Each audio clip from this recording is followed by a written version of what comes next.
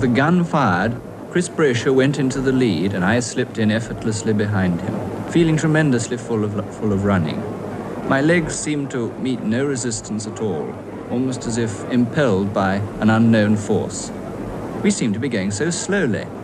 Impatiently, I shouted faster, but Brasher kept his head and didn't change the pace.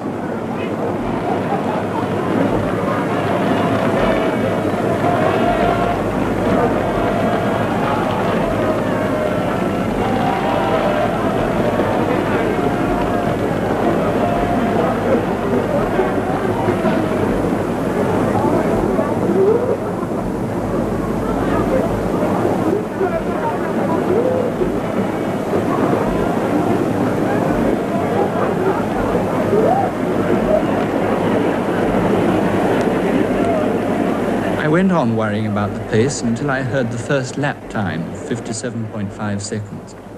In the excitement, my knowledge of pace had deserted me.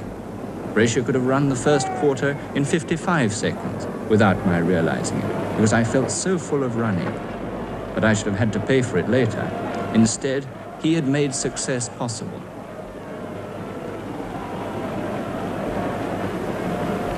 At 1.5 laps, I was still worrying about the pace. A voice shouting, "Relax," penetrated to me above the noise of the crowd. I learned afterwards it was Stamford's. Unconsciously, I obeyed. If the speed was wrong, it was too late to do anything about it, so why worry?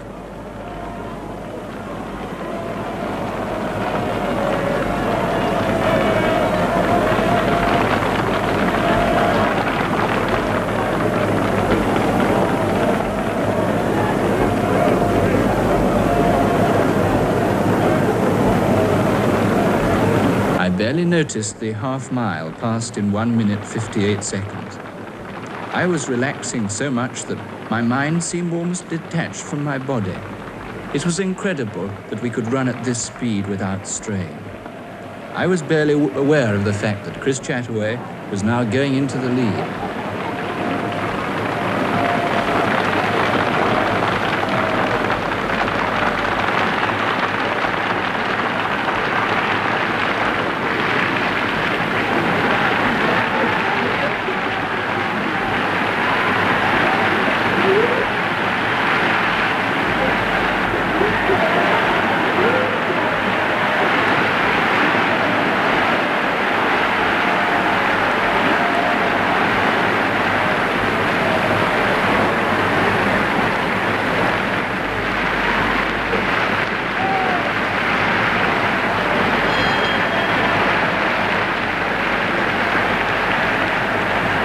Quarters of a mile, the effort was still barely perceptible. The time was 3 minutes 0.7 seconds, and by now the crowd was roaring. A 4-minute mile was possible.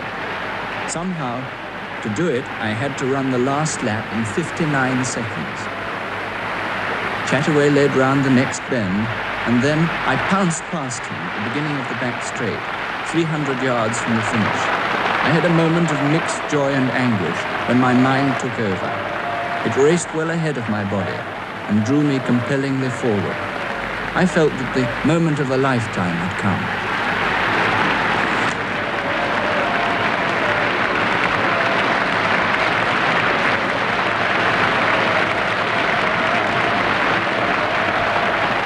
Those last few seconds seemed never-ending. A faint line of the finishing tape stood ahead as a haven of peace after the struggle. I leapt at the tape, like a man taking his last spring to save himself from the chasm that threatens to engulf him. My effort was over, and I collapsed almost unconscious with an arm on either side of me. It was only then that the real pain overtook me. I knew I had done it before I even heard the time. I felt as if I was too close to have failed.